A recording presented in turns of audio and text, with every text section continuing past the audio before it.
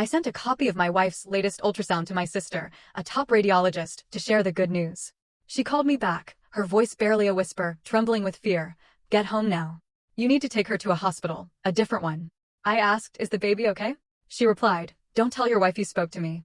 You're scaring me. I shouted, listen to me carefully. The horrifying truth left me speechless.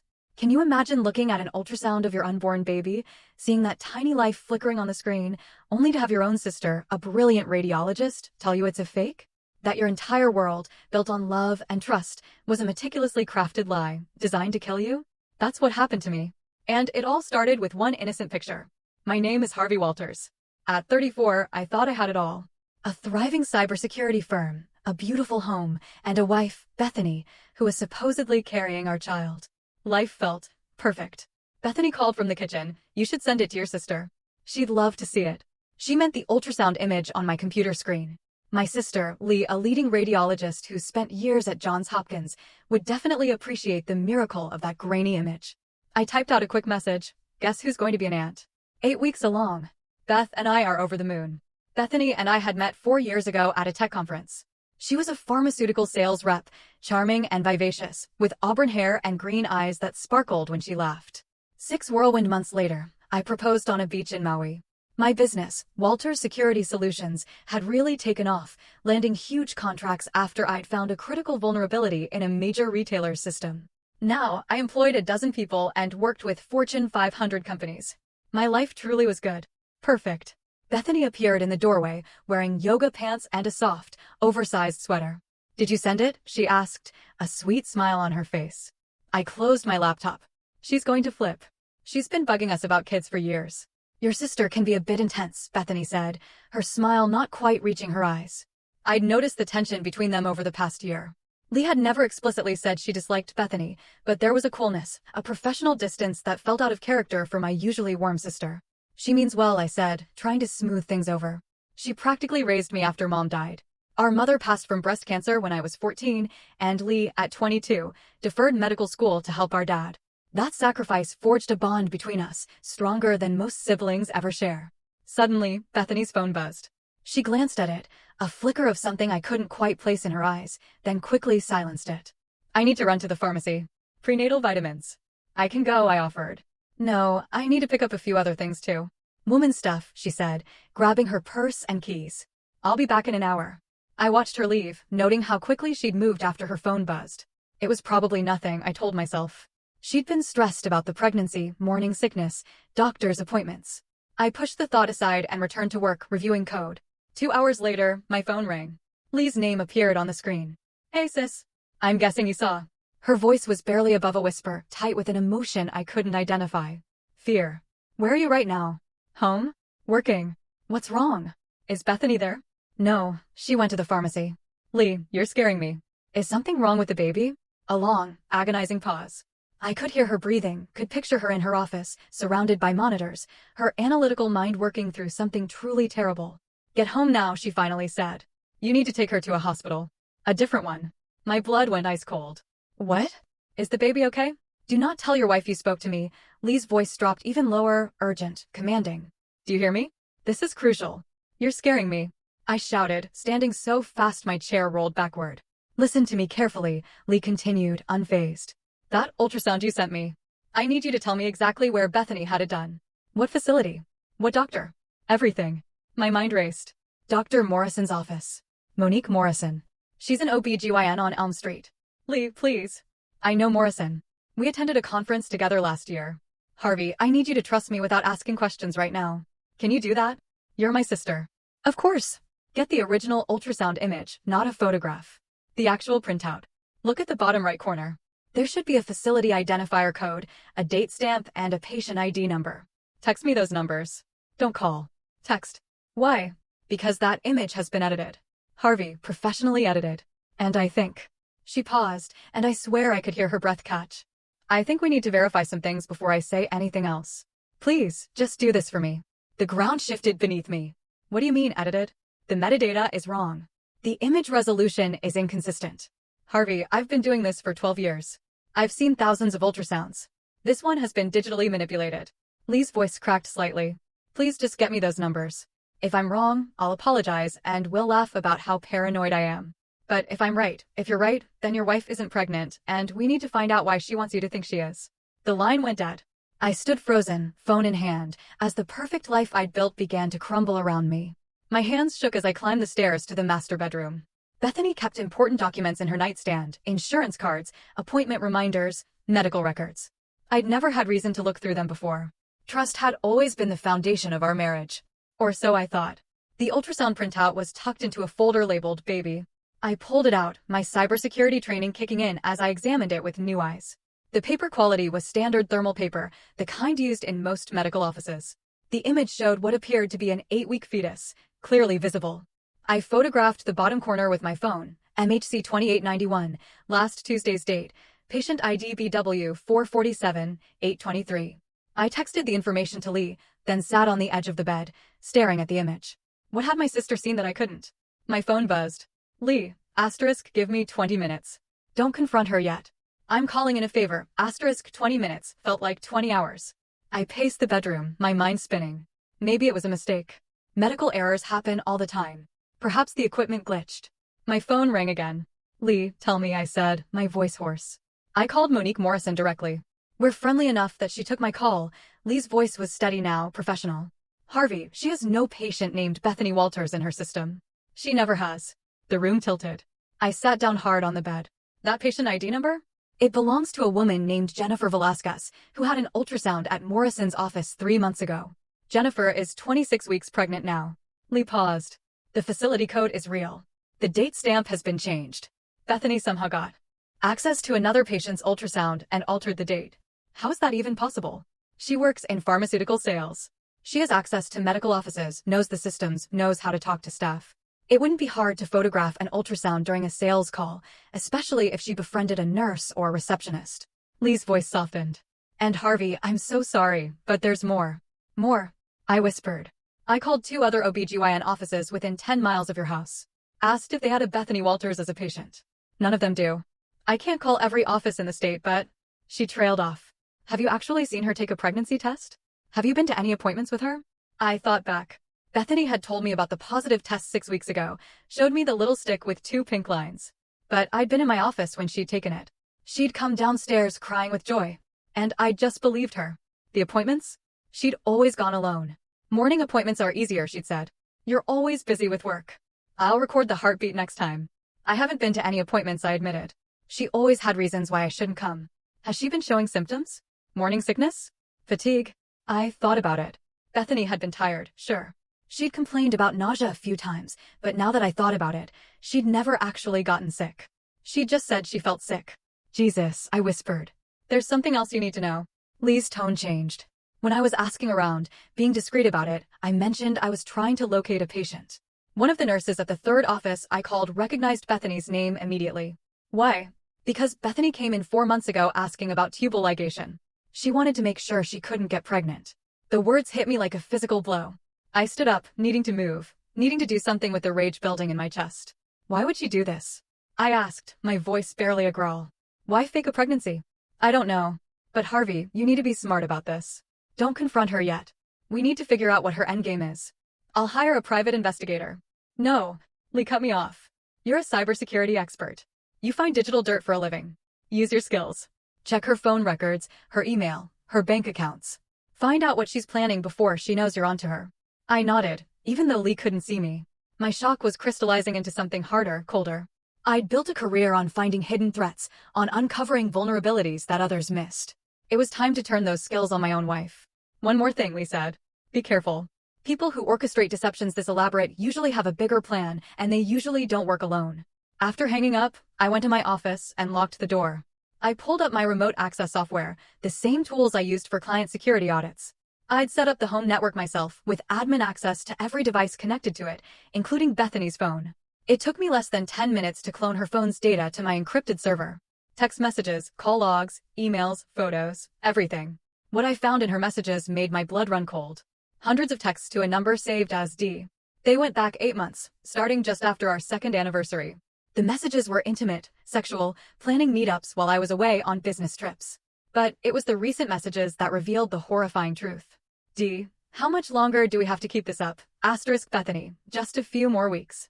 He'll sign the life insurance increase this month. Has to, asterisk D, and if he doesn't, asterisk Bethany, then we move to plan B. The accident. Asterisk D, I still think plan B is risky. Asterisk Bethany, $2 million isn't risky. It's worth it. Once he's gone, we're set for life. Asterisk, I sat back in my chair, my mind racing. She wasn't just faking a pregnancy. She was planning to kill me. I scrolled through more messages, piecing together the scheme. Bethany had convinced me to increase my life insurance policy 3 months ago, citing the baby's future needs. The new policy for $2 million was set to become active in 2 weeks. The accident messages were vague but chilling, something about a hiking trip I'd planned for next month. Something about making it look natural. I opened the photos she'd exchanged with Dee, and my stomach churned. The man in the pictures was Dean Mann, someone I recognized. Dean worked as a personal trainer at the gym Bethany attended. He was younger than me, muscular, with the kind of cocky grin that made me want to punch him. More searching revealed financial records. Bethany had opened a separate bank account I didn't know about. Small deposits, nothing that would raise flags, but they added up. She'd been skimming money from our joint account for months. I leaned back, my mind moving from shock to cold calculation. Lee was right. I needed to be smart. Going to the police now would be my word against hers. The insurance policy wasn't active yet. The accident texts were vague enough to be explained away. No, I needed more. I needed to catch them in the act, to document everything, to build a case so airtight that Bethany and Dean would never see freedom again. And if I was going to do this, I was going to do it my way. I pulled up a blank document and began typing. I was a security expert. I knew how to find vulnerabilities. I knew how to exploit them. And I knew how to set a trap that my enemies would never see coming. By the time Bethany came home 2 hours later, I had already begun laying the groundwork for their destruction. Bethany walked into the house carrying shopping bags, her smile bright and innocent. Sorry I took so long. I ran into an old friend at the pharmacy. I looked up from my laptop, forcing a smile that didn't reach my eyes. No problem. How are you feeling? Tired. The baby's really taking it out of me. She placed a hand on her stomach, a gesture I now recognized as pure theater. I think I'll lie down for a bit. Good idea. You need rest. The words tasted like ash in my mouth. After she went upstairs, I returned to my research. I'd been digging into Dean Mann's background, and what I'd found was illuminating. Dean Mann, 28, had a record. Nothing major, a DUI 3 years ago, a dismissed assault charge from a bar fight, but it painted a picture of a man with poor impulse control and a taste for easy money. He'd worked at 3 different gyms in the past 5 years, always moving on after a few months. I cross-referenced the dates with Bethany's calendar. She'd started working out at Dean's current gym, Peak Fitness, 9 months ago. The affair had begun shortly after. But there was more. I found social media posts showing Dean with expensive watches, designer clothes, sports betting wins. The man lived beyond his means, always looking for the next score. He was exactly the kind of person who'd agree to a murder for money. My phone buzzed. A text from an unknown number. Asterisk, this is Vernon Hancock. Lee gave me your number. I understand you need discreet assistance. Asterisk, Vernon Hancock. The name rang a bell. I did a quick search and found him, a retired FBI agent who now ran a private investigation firm.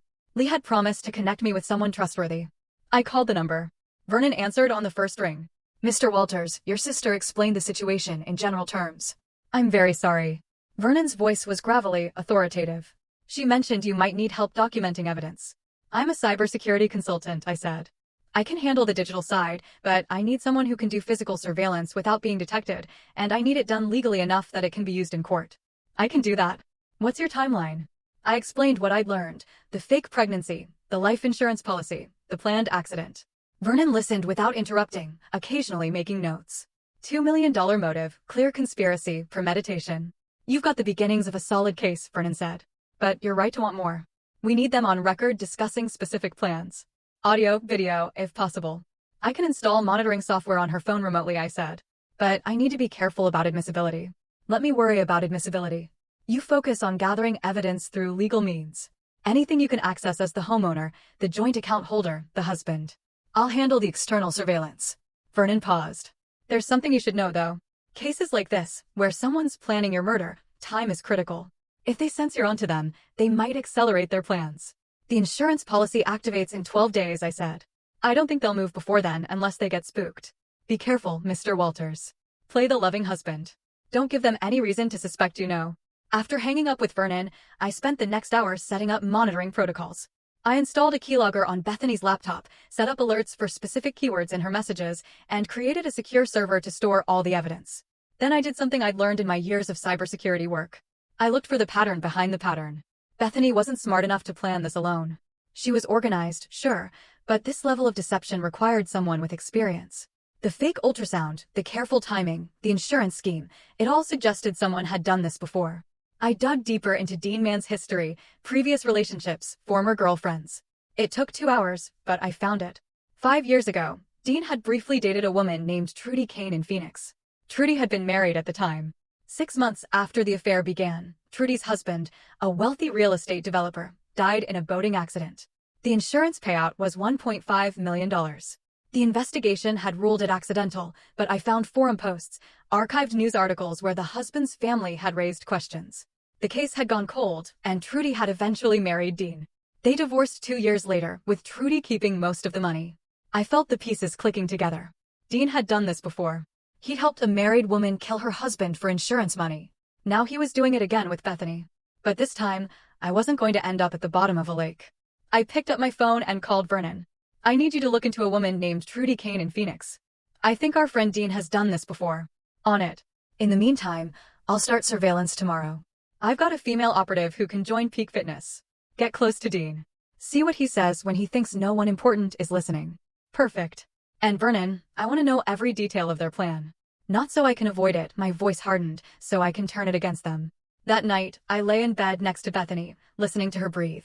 She'd curled against me, her hand resting on my chest, playing the role of the devoted, pregnant wife. I thought about our wedding day, the vows we'd exchanged. Had any of it been real, or had she been planning this from the start?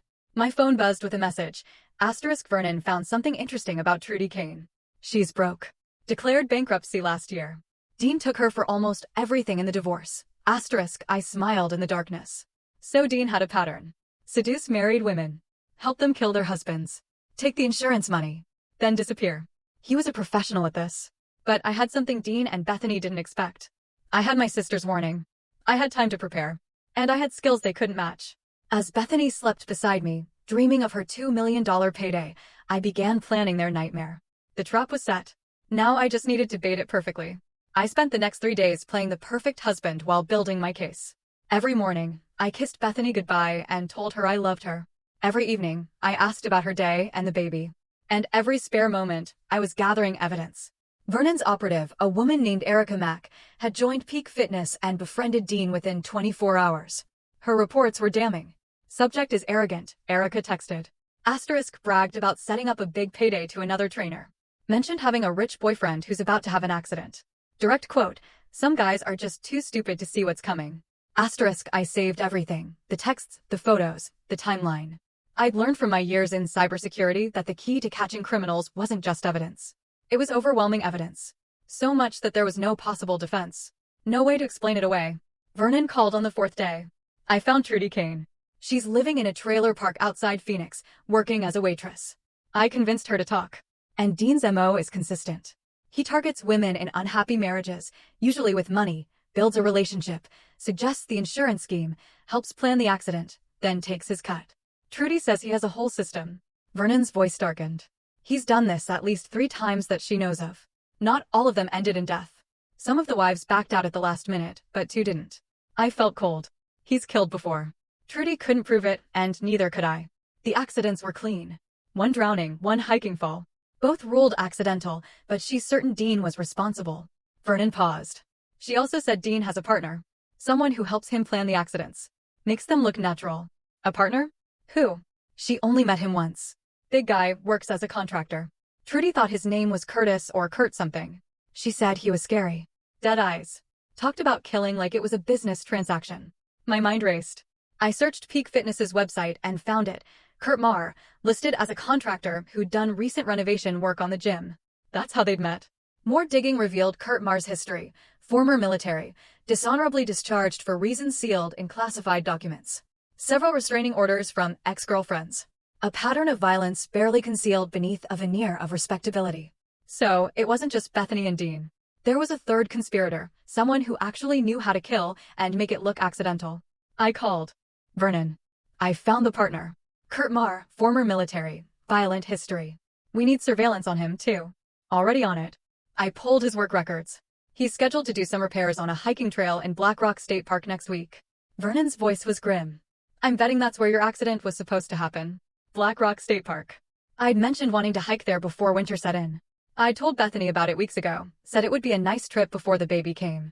She'd encouraged me, told me I should go, that the fresh air would be good for my stress. Now I understood why. Vernon, I need you to check the trail. Find out what they're planning. On it. But Harvey, we're running out of time. The insurance policy activates in 7 days. Once it does, they might move fast. I knew Vernon was right, but I needed everything documented, every piece of evidence locked down. I needed to ensure that when this was over, Bethany, Dean, and Kurt would spend the rest of their lives in prison. That evening, Bethany made my favorite dinner, steak and potatoes. She was being extra attentive, playing the doting wife to perfection. You seem stressed, she said, pouring me wine. Maybe you should take that hiking trip. Clear your head before the baby comes.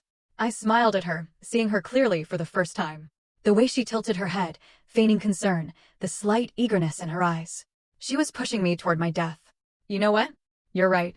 I'll go this weekend. I took her hand. Thank you for being so understanding. She leaned in and kissed me. That's what partners do. We take care of each other. The irony would have been funny if it wasn't so tragic. After dinner, while Bethany was in the shower, I checked the monitoring software. New messages between her and Dean. Asterisk Dean, he's taking the bait. Kurt says everything's ready. Asterisk Bethany, make it quick. I don't want him to suffer. Asterisk Dean, since when do you care? Asterisk Bethany, I don't. I just don't want any complications. Asterisk I photographed the messages, adding them to my growing file. Then I saw something that made my blood boil. Photos Bethany had sent to Dean. Pictures of me sleeping unaware.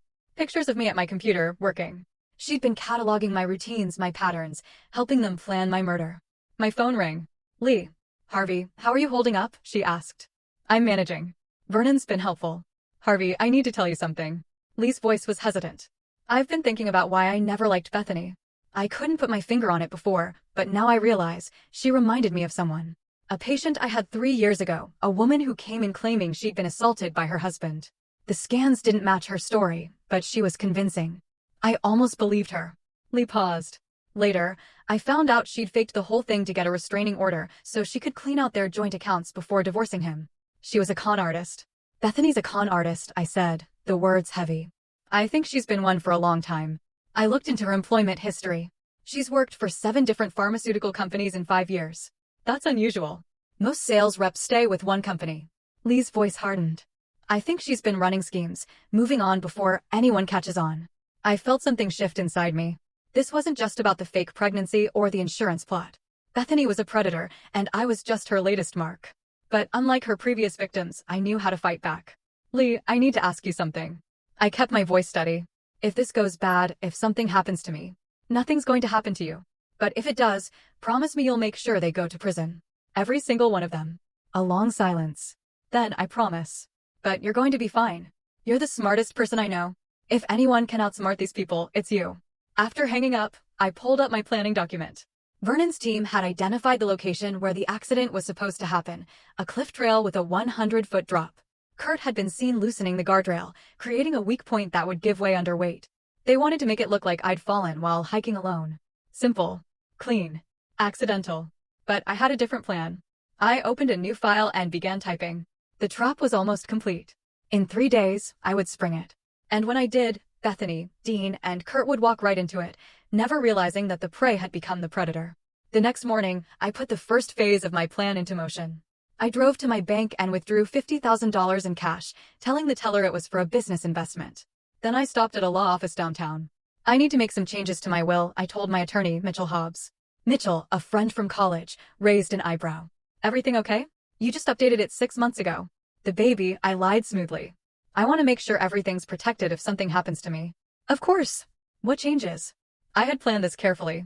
I want to add a clause that if I die within the next year under circumstances that are later determined to be criminal, all assets go to my sister Lee, and a fund should be established to pursue prosecution of any involved parties. Mitchell frowned. That's unusually specific, Harvey. Is there something you need to tell me? Just being cautious. You know how it is. New baby, new responsibilities. I want to make sure Beth and the baby are protected, but also that if anything suspicious happens, there's no financial motive. I kept my tone casual. Call it professional paranoia from too many years in cybersecurity. Mitchell nodded slowly. I'll draft it today. You can sign tomorrow. Perfect. If Bethany knew about the will change, it would throw a wrench in her plans. But I wasn't going to tell her. Not yet. Next, I called the insurance company. I need to verify my policy details, I told the agent. Specifically, I want to confirm the suicide exclusion clause and the 2-year contestability period. The agent walked me through it. The policy had a 2-year contestability period, meaning the company could investigate and deny claims if fraud was suspected during the first 2 years. The suicide exclusion was standard, no payout if the insured killed himself within 2 years of the policy start date. But there was something else I had been counting on. If the circumstances of death were suspicious, the insurance company would launch an investigation before paying out. That investigation could take months, even years. Bethany was counting on a quick payout. She had no idea how many obstacles I was about to put in her path. That afternoon, Vernon called. We've got audio. Erica wore a wire to the gym. Dean talked. What did he say? Everything. He described the whole plan to her, thinking she was interested in him. The hiking trail, the loose railing, how Kurt would be nearby to make sure you actually fell. He even mentioned the insurance money and how he and Bethany were going to split it. Vernon's voice was triumphant. We've got him. And by extension, we've got all of them. Is the audio admissible? Erica is a licensed investigator, and Dean was in a public space. Plus, she's willing to testify. It's solid. Vernon paused. But Harvey, we need to bring in the police now. We have enough for an arrest. Not yet. I need them to make their move. I need attempted murder charges, not just conspiracy. That's risky. If something goes wrong. It won't, my voice was steel. Trust me. I've spent my entire career thinking like hackers, anticipating attacks before they happen. This is just another security breach, and I know exactly how to patch it. That evening, I staged my next move. Over dinner, I told Bethany I'd been to the bank. I withdrew some cash for the hiking trip, I said casually. You know, emergency money in case something happens. Bethany's eyes flicked up, interested. $50,000 for a hiking trip? I was thinking about the baby. What if something happens to me? I want you to have immediate access to funds, not be stuck waiting for insurance or bank transfers. I reached across the table and took her hand. I'm going to put it in the safe. The combination is our anniversary. 08272022. I watched her process this information, saw the wheels turning. $50,000 in cash, easily accessible, on top of the $2 million insurance. I was sweetening the pot, making the risk even more worthwhile. That's very thoughtful, Bethany said, her voice soft. But I'm sure you'll be fine. You're careful. I hope so. But I'm also a realist. I squeezed her hand. I love you, Beth. I want you and the baby to be taken care of no matter what. She smiled at me. And for a moment, I wondered if there was any guilt behind those green eyes, any regret for what she was planning. But when she leaned in to kiss me, all I saw was calculation. Later, after Bethany went to bed, I checked the monitoring software. As expected, she'd immediately texted Dean. Asterisk Bethany, he put $50,000 in the safe. Combination is our anniversary. Asterisk asterisk Dean, nice bonus. We stick to the plan. Asterisk asterisk Bethany, absolutely. This weekend. Make sure Kurt is ready. Asterisk asterisk Dean, he's been ready. Question is, are you? Asterisk asterisk Bethany, I've been ready since I said I do.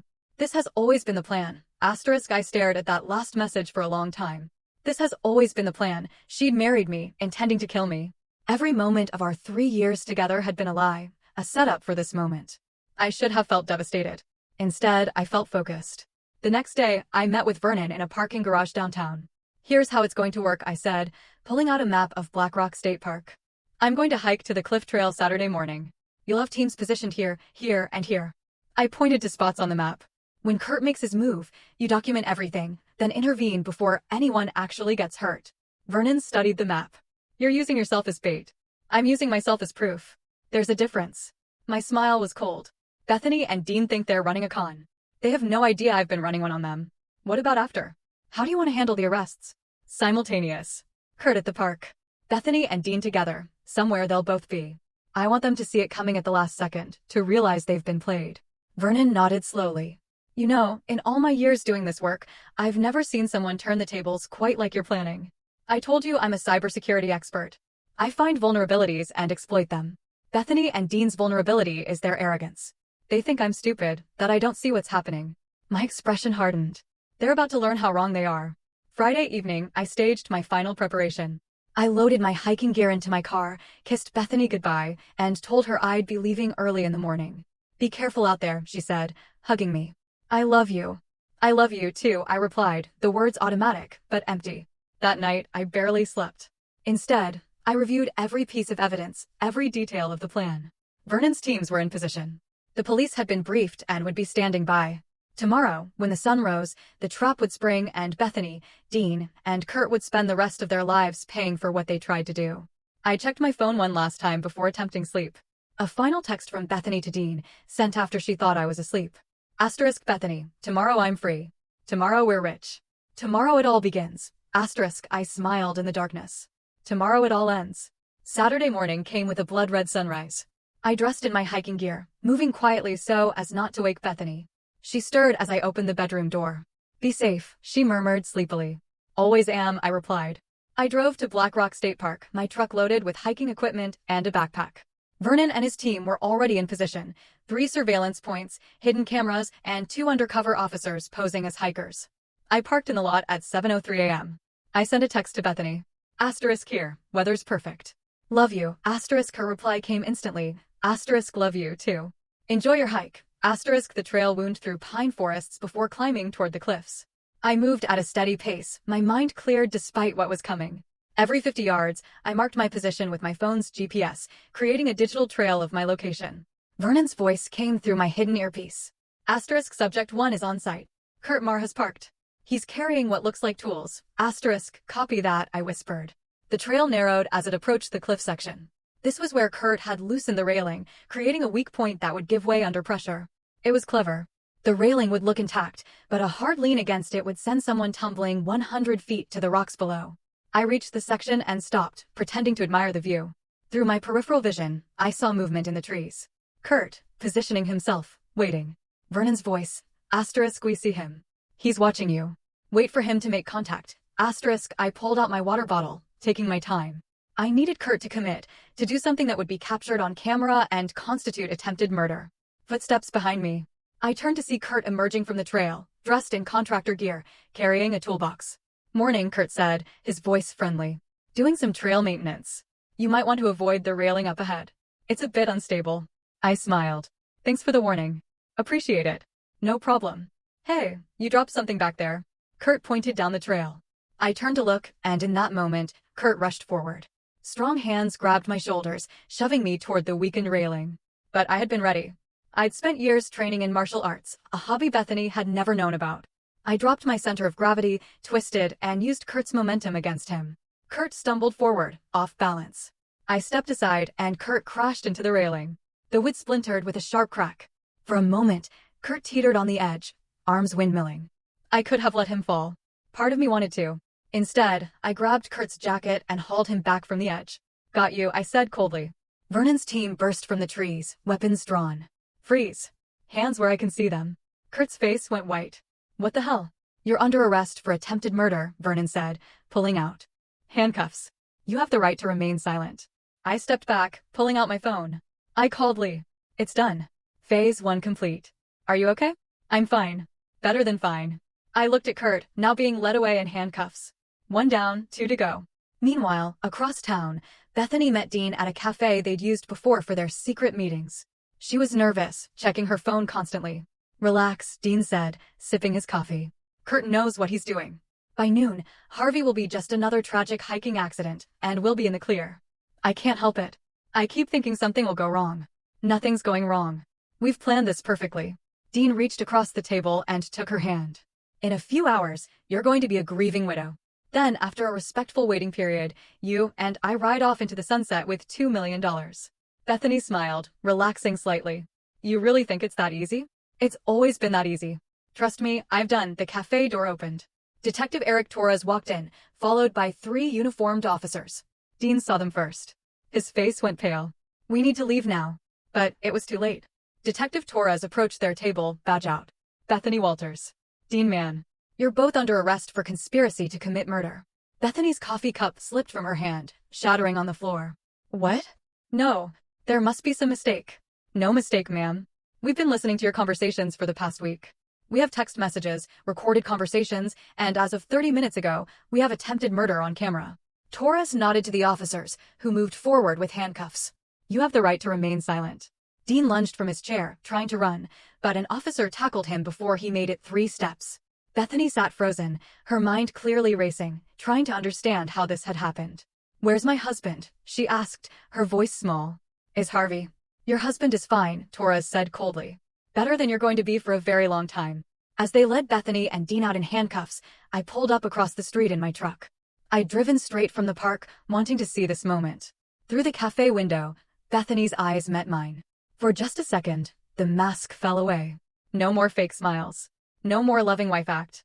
Just rage and disbelief that she'd been caught. I raised my phone and took a picture. Then I drove away, leaving my wife in the hands of the police. That evening, I sat in my living room with Lee and Vernon, reviewing everything that had happened. "Kurt's already talking," Vernon reported, trying to cut a deal.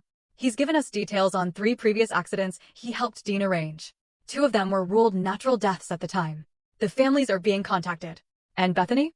Lee asked. "She's not talking." Lawyered up immediately. Vernon shook his head. "But it doesn't matter. We have text messages showing premeditation, recorded conversations, the fake ultrasound, the fake pregnancy, and attempted murder on camera. The DA says it's the most airtight case he's seen in years." I leaned back, feeling the weight of the past week settling on me. "How long until trial?" 6 months, maybe. But with this much evidence, they'll probably take a plea deal." Vernon stood. "I'll leave you 2 alone. Harvey, you did good work. Not many people could have handled this the way you did." After Vernon left, Lee moved to sit beside me. "How are you really doing?"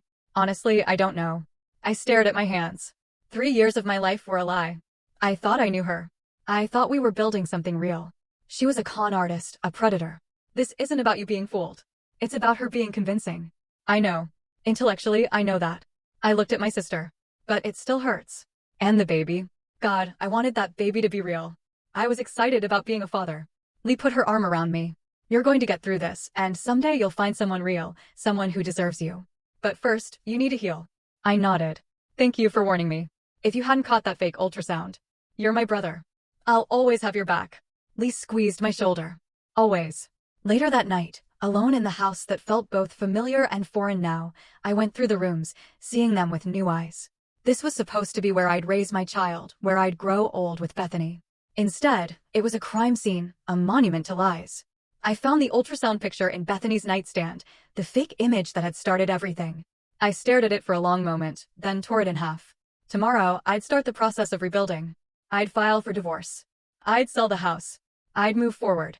But tonight, I allowed myself to grieve. Not for Bethany, but for the life I'd thought I was building. The future that had never really existed. My phone buzzed. A text from an unknown number. Asterisk, "This is Jennifer Velasquez.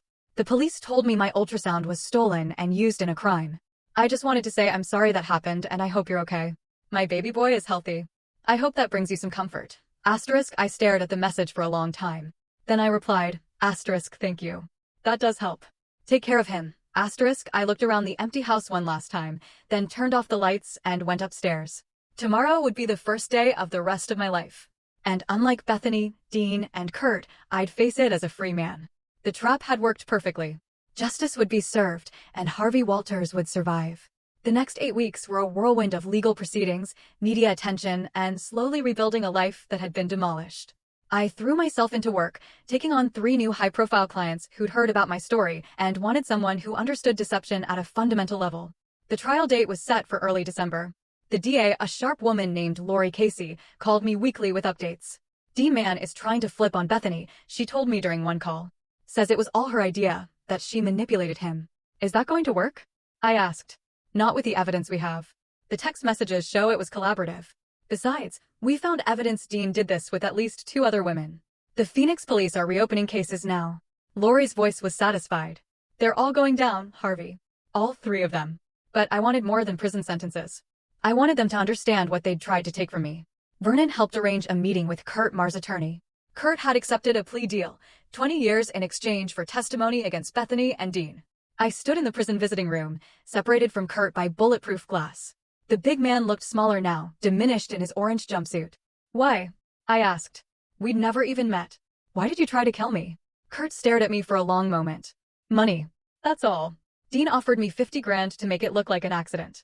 I've done it before. It's just business." "Just business," I repeated, a cold fury rising. "You were going to murder me, destroy my family, traumatize everyone who cared about me for $50,000. You don't understand. When you've done it as many times as I have, it stops being about people. It's just a job. Kurt leaned forward. I'm sorry, for what it's worth. It's worth nothing, I said coldly. You're going to spend 20 years in a cage. I hope every single day feels like an eternity. I left without looking back. Dean Mann refused to meet with me, but his lawyer made it clear that Dean was terrified. The evidence against him was overwhelming. 2 of his previous girlfriends had come forward with stories of him suggesting insurance schemes. One had even recorded him talking about how easy it was to fake accidents. He's looking at life without parole, Lori told me. Murder for hire, conspiracy, pattern of criminal behavior. The judge is going to throw the book at him. But it was Bethany that I needed to confront. I waited until the week before trial. Then I sent word through Lori that I wanted a meeting. Bethany's attorney initially refused, but Bethany herself agreed. We met in a conference room at the county jail. Bethany wore an orange jumpsuit, her auburn hair pulled back in a simple ponytail. No makeup. She looked years older than the woman I'd married. Hello, Harvey, she said when the guard brought her in. Bethany, I kept my voice neutral. We sat across from each other, her attorney beside her, silence stretching between us. I wanted to see you face to face, I said. I wanted to understand. Was any of it real? The wedding, the marriage, anything. Bethany looked at me for a long moment. Then she sighed. Do you really want the truth? Yes. No. None of it was real. She leaned back in her chair. I saw you at that conference. Saw the expensive watch. The confident way you talked about your business. I did my research. Successful company, no family except a sister, no children. You were perfect. Perfect for what? For exactly this. You were my retirement plan, Harvey. 2 years of marriage, then the baby angle, then the insurance, then the accident. Her voice was matter-of-fact, as if discussing a business proposal. I've been doing this since I was 23. You would have been my 4th. I felt something cold settle in my chest. 4th? You've done this before. 3 times. 2 succeeded. 1 backed out at the last minute. The successful ones netted me about $4 million total. She shrugged. But I spent it badly. Made poor investments, so I needed another score. That's when I found you. The others, did they die? 1 did. Hiking accident in Colorado. Very sad. The other was a car crash. Also very sad. She said it without emotion, as if reading a weather report. You were supposed to be number 3. I stood up, unable to sit anymore. How do you live with yourself? Easily. Men like you. Successful, smart, but lonely. You're not hard to find. You want to believe you found love, found the one. So you ignore red flags. Ignore your instincts. Bethany's smile was bitter. Your sister saw through me immediately, you know? I could tell. But you didn't listen to her because you wanted the fantasy. So, this is my fault? No, it's just how the world works. Predators and prey. I'm a predator, Harvey. I was born this way. You were prey. She leaned forward. The difference is you turned the tables. You became a predator, too. And you won. I'm not like you. Aren't you? You set a trap. You manipulated us. You used us exactly like we were trying to use you. Bethany's eyes were hard. The only difference is your trap worked and ours didn't. I stood silent, processing her words. Was she right? Had I become like them in stopping them? No, I said finally. The difference is I was protecting myself from people trying to kill me. You were trying to murder an innocent man for money. Don't try to make us equivalent. Believe what you want. Bethany sat back. I'm going to prison for the rest of my life. You get to walk free. You won. Congratulations. I studied her, looking for any sign of remorse, any hint of the woman I thought I loved. But there was nothing. She was exactly what she'd always been, a predator who'd simply been caught. I want you to know something, I said quietly.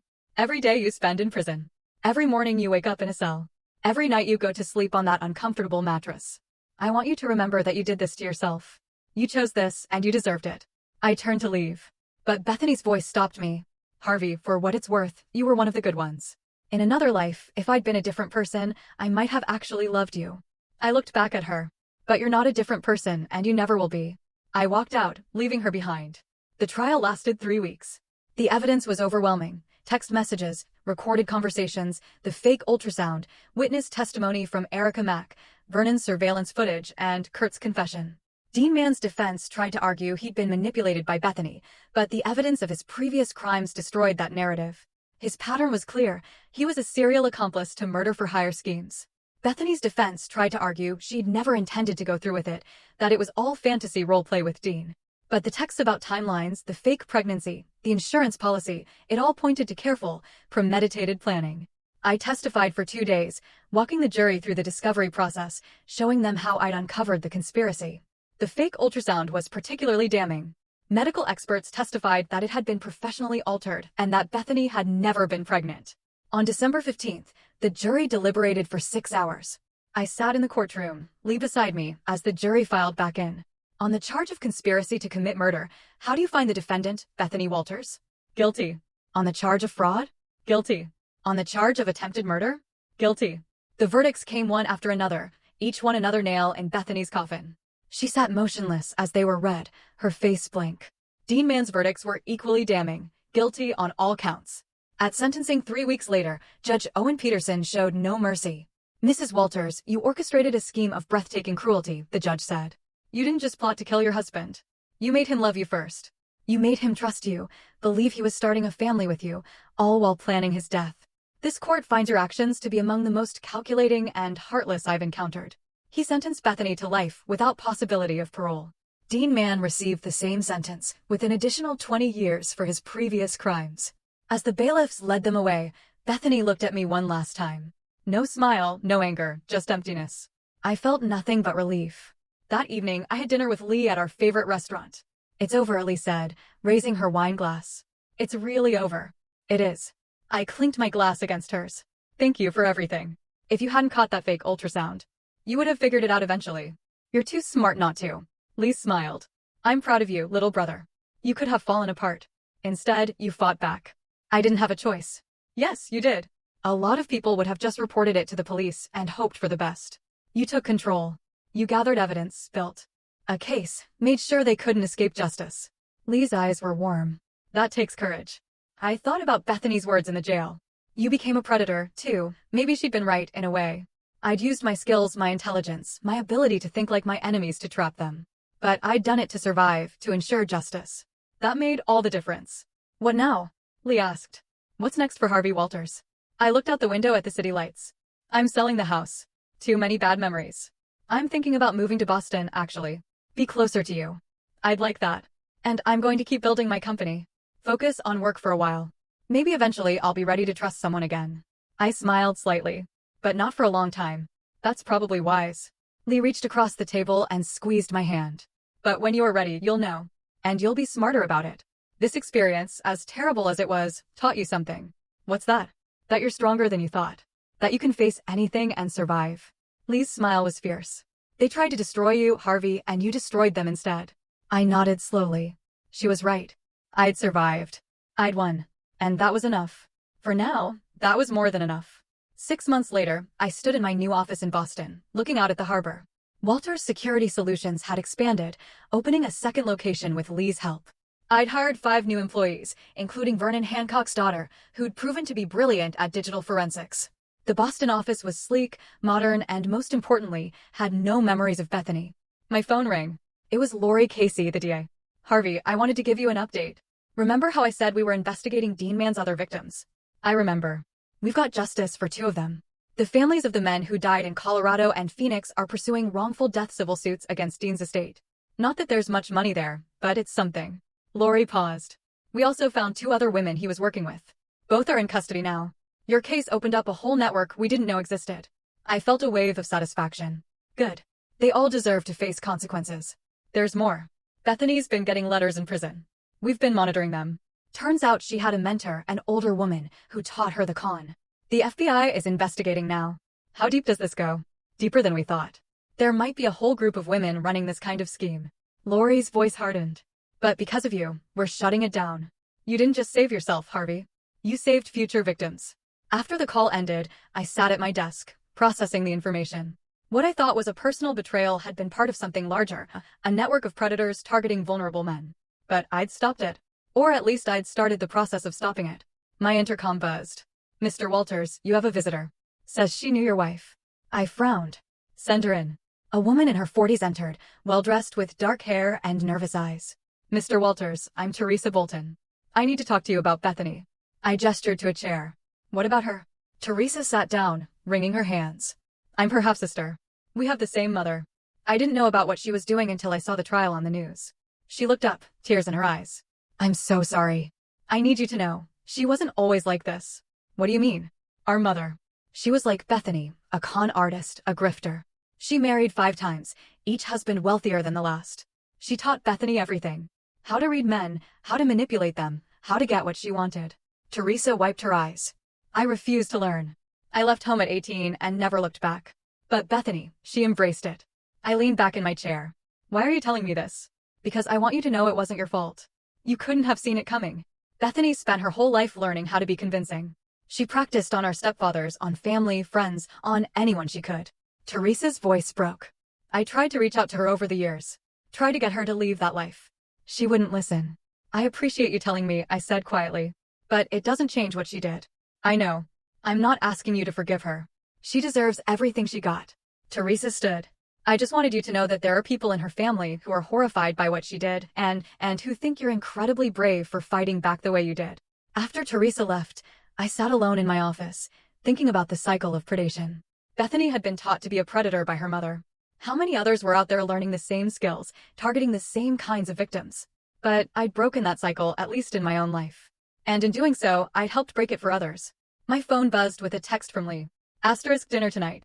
I have someone I want you to meet. * I smiled despite myself. My sister had been trying to set me up for months now, despite my protests. But maybe it was time. Maybe I was ready to start trusting again, carefully this time, with my eyes wide open. I texted back, who is it? * Lee, a friend from the hospital. She's a cardiac surgeon, divorced, no criminal record. I checked. And she thinks your story is impressive rather than scary. * I laughed.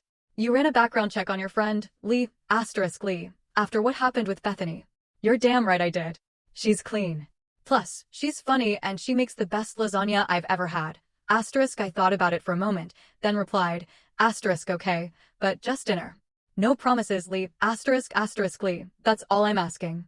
7 p.m. at Giacomo's. Don't be late. * That evening, I arrived at the restaurant to find Lee already seated with a woman about my age. She had dark blonde hair, a warm smile, and laugh lines around her eyes. Harvey, this is Dr. Roxanne Murphy. Roxy, my baby brother, Harvey. Roxanne stood and shook my hand. Her grip was firm, confident. Nice to meet you. Lee told me a lot about you. All good things, I hope, I said, sitting down. Well, she mentioned you almost got murdered by your ex-wife, but you outsmarted her and sent her to prison for life. Roxanne's smile was bright. So, complicated things, but ultimately impressive. I found myself laughing. That's one way to put it. Dinner was easier than I'd expected. Roxanne was funny, sharp, and refreshingly direct. She talked about her work in cardiology, her terrible divorce from a gambling addict, her love of sailing. Lee told me you're in cybersecurity, Roxanne said over dessert. That must be interesting work. It is. I basically get paid to think like criminals and find vulnerabilities before they can be exploited.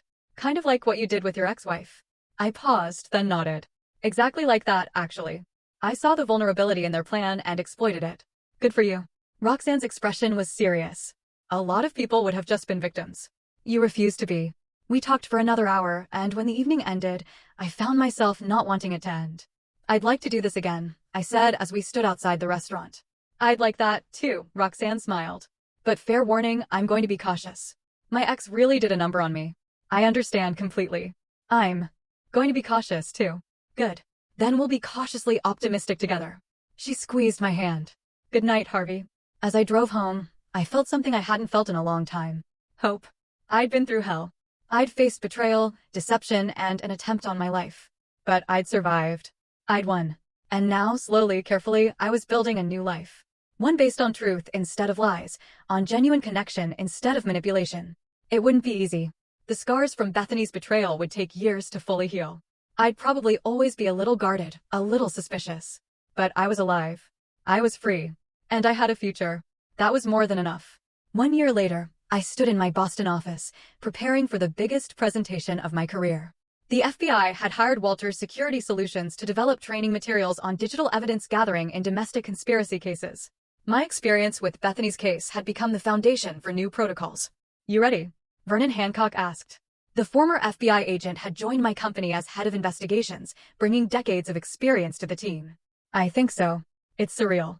Turning the worst experience of my life into something that might help others. That's how we heal, Vernon said. We take the pain and transform it into something meaningful. The presentation went well. I walked the FBI team through every step of my investigation. From the moment Lee identified the fake ultrasound to the final arrests, I showed them the digital forensics techniques I'd used, the evidence-gathering protocols, the coordination with law enforcement. When I finished, the lead agent, a woman named Candy McKinney, stood and applauded. Mr. Walters, this is exactly what we need. We're seeing an increase in domestic conspiracy cases involving insurance fraud. Your protocols could save lives. After the meeting, I checked my phone. A text from Roxanne. How did the presentation go? Asterisk Harvey. Great. Want to celebrate tonight? Asterisk Roxanne. Always. Your place or mine? Asterisk Harvey. Mine. I'll cook. Asterisk over the past year, my relationship with Roxanne had developed slowly, carefully. We'd both been burned before. Both carried scars. But we'd built something real, a partnership based on honesty, trust, and genuine affection. Last month, Roxanne had met my colleagues and impressed everyone with her quick wit and intelligence. She'd met Lee dozens of times, the two women forming a close friendship. And yesterday, Roxanne had asked me to meet her teenage daughter from her previous marriage. It felt like progress, like healing. That evening, as I prepared dinner in my apartment, my phone rang. Unknown number. Hello, Mr. Walters. This is Officer Frank Stevenson from Phoenix PD. I'm calling about Bethany Walters. My stomach dropped. What about her? There's been an incident. She was attacked in prison yesterday by another inmate. She's in critical condition. I set down my knife, processing this. Is she going to survive? Too early to tell. The inmate who attacked her was apparently one of Dean Mann's previous victims' relatives. Somehow got herself arrested and placed in the same facility. Officer Stevenson paused. I wanted to give you a heads up in case the media contacts you. Thank you for letting me know. After hanging up, I stood in my kitchen feeling nothing. Not satisfaction, not sadness, not anger, just emptiness. Bethany had tried to kill me. She'd plotted my death methodically, coldly. She deserved her prison sentence. But this, being attacked, possibly dying in a prison hospital. I thought about it for a long moment, then realized I didn't care. Not in a vengeful way, but in a truly indifferent way. Bethany was part of my past. A chapter that had closed. Whether she lived or died no longer affected me. I'd moved on. When Roxanne arrived an hour later, I told her about the call. How do you feel? She asked, studying my face. I don't. I feel nothing. I shrugged. Is that wrong? No, it means you've healed. Roxanne took my hand. You're not defined by what she did to you anymore. You're defined by what you did next, how you fought back, how you rebuilt, how you turned trauma into triumph. Over dinner, we talked about the future. Roxanne's daughter was applying to colleges. My company was considering expansion to a third city. We discussed maybe taking a vacation together, maybe making our relationship more official. I'm thinking about buying a house, I said. Something with a yard, maybe room for a dog. That sounds nice. Roxanne smiled. Any particular neighborhood? I was thinking something near the harbor. Close enough that I can see the office, but far enough for privacy. I paused. Maybe with enough space for a girlfriend who visits frequently. Roxanne's smile widened. A girlfriend, huh? Anyone in particular? I know a cardiac surgeon who might be interested. I think she'd be very interested. Roxanne leaned across the table and kissed me. In fact, I think she's falling in love with you. The feeling's mutual, I said softly. Later that night, after Roxanne went home, I stood on my balcony, looking out at the city lights. I thought about everything I'd been through. The betrayal, the fight, the victory, the recovery. 2 years ago, my life had fallen apart. But in the rebuilding, I'd become stronger, smarter, more aware. I'd learned to trust my instincts, to value honesty, to fight for myself. Bethany had tried to destroy me. Instead, she'd forged me into someone better. My phone buzzed. A text from Lee. Asterisk heard about Bethany. You okay, Harvey? Asterisk Harvey, I'm great. Better than great. I'm happy, Lee. Asterisk Lee, good. That's the best revenge. Living well, asterisk I smiled. My sister was right. I'd won not just by sending Bethany to prison, but by refusing to let her actions define me. I'd rebuilt my life, found love again, turned trauma into purpose. I was happy, genuinely, deeply happy, and that was the ultimate victory. 3 months later, I received a letter from the prison. Bethany had survived the attack, but was permanently disabled. She'd be spending the rest of her life in a wheelchair in a prison medical facility. I read the letter once, then threw it away. I had better things to think about, like the ring I bought last week, sitting in my desk drawer, waiting for the right moment to give to Roxanne. Like the new contract with Homeland Security, using my protocols to train agents nationwide. Like the house I was closing on next month for bedrooms, a yard, ocean views. Bethany Walters was a ghost, a memory that grew fainter with each passing day. Harvey Walters was alive, thriving, and building a future worth living. The trap had sprung perfectly. Justice had been served, and I had won in every way that mattered. As I walked into my office that morning, Vernon greeted me with a smile. Morning, boss. Big day. The DOJ called. They want to discuss expanding the program to international cases. Let's do it. I settled into my chair, feeling the satisfaction of meaningful work. Let's make sure no one else has to go through what I did. That's the spirit. Vernon paused at the door. You know, when I first met you, you were a victim planning revenge. Now you're a survivor helping others. That's real growth. After Vernon left, I opened my laptop and began working. But first, I pulled up a photo on my phone. Roxanne, laughing at something I'd said, her eyes bright with joy. I'd faced evil and won. I'd been betrayed and survived. I'd lost everything and rebuilt better. The story that had started with a fake ultrasound and a sister's desperate warning had ended with justice, healing, and hope.